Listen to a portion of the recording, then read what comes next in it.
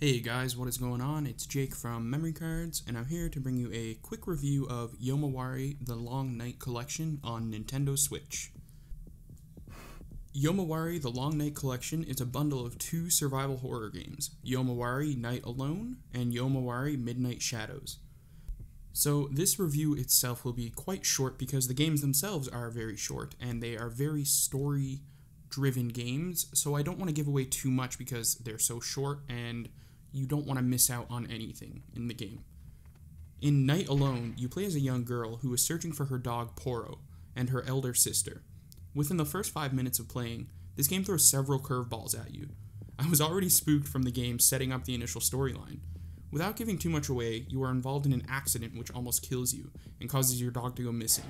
Your elder sister offers to go out and find Poro, but after what seems like several hours doesn't return, so you decided to look for them both.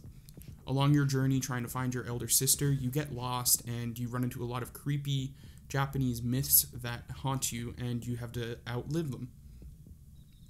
In the second game, Midnight Shadows, you play as Yui and Haru. In this title, you get lost on your way back home after attending a fireworks festival. Not only do you get lost, but you get separated from one another. When night falls on this town, everything seems to change. As you progress further in the story, you will switch between each girl, and the choices that you make as one will affect things in the story for the other. So this game definitely seems like it's in the same universe, and it has a lot of the same things you're trying to outrun and outlive as you can find the other person and get home safely.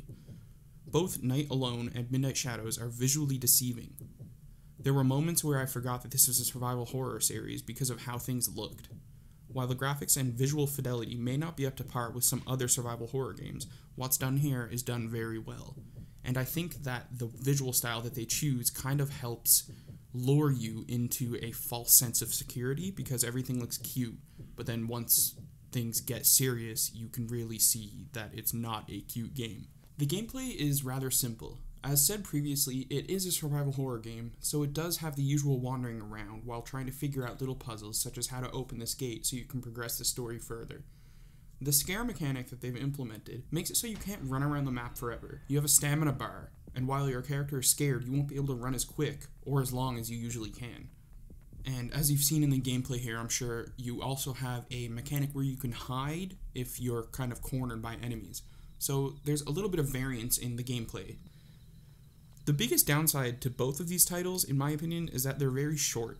The first game can be completed in roughly 5 hours, while the second can be completed in around 7 hours. Obviously, there's more things in the game that can be done to beef up the time, but to finish the main story, it won't take you that long. I like to kind of look at these games as being similar to movies, especially Halloween movies.